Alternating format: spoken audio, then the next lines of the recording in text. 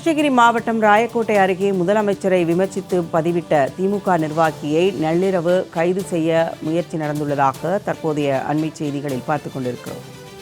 முதலமைச்சர் விஜய் நடிகை த்ரிஷாவுடன் பிறந்தநாள் கொண்டாடியது குறித்து விமர்சித்து வீடியோ பதிவிட்ட நிலையில் போலீசார் இந்த நடவடிக்கையை மேற்கொண்டதாக தெரிகிறது. டிஎஸ்பி தலைமையில் 10க்கும் மேற்பட்ட போலீசார் திமுக ஜென்-ஜெட் ஒருங்கிணைப்பு குழு உறுப்பினர் அன்பானந்தத்தை கைது செய்ய முயற்சி நடந்துள்ளதாக அண்மை செய்திகள் தெரிவிக்கின்றன.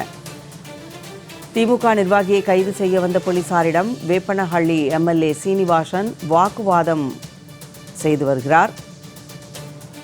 திமுக நிர்வாகி இது குறித்தான கூடுதல் தகவல்களுடன் எமது செய்தியாளர் பிரகாஷ் இணைகிறார். வணக்கம் பிரகாஷ், இந்த விவாதம் குறித்தான தகவல்கள் என்ன?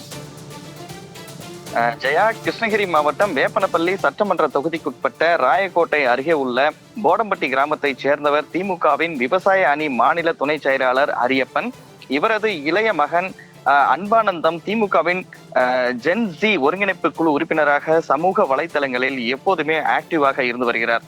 நேற்று தமிழக முதலமைச்சர் விஜய் த்ரிஷாவுடன் பிறந்தநாள் கொண்டாடியது குறித்தும், சட்டமன்றத்தில் முதலமைச்சர் விஜய் குட்டி ஸ்டோரி சொன்னது குறித்தும் அவதூறாக விமர்சனம் செய்து வீடியோ ஒன்றை பதிவிட்டிருந்த நிலையில டிஎஸ்பி தலைமையில 10க்கும் மேற்பட்ட போலீசார் நள்ளிரவு 12:30 மணி அளவுல அன்பானந்தத்தை விசாரிக்க வேண்டும் என போலீசார் வந்த நிலையில வேப்பனஹள்ளி திமுக சட்டமன்ற உறுப்பினர் சீனிவாசன் சம்பவ இடத்திற்கு சென்று போலீசாரிடம் என்ன வழக்கு, யார் புகார் கொடுத்தது என கேட்டும் போலீசாரிடம் போலீசார் அதற்கு விளக்கம் சொல்லாமல் வீட்டில் நுழைந்து சோதனை செய்ததாகவும், அப்போது அன்பானந்தம் அங்கு இல்லாததை அறிந்து போலீசார் கிளம்பி சென்றிருக்கிறார்கள்.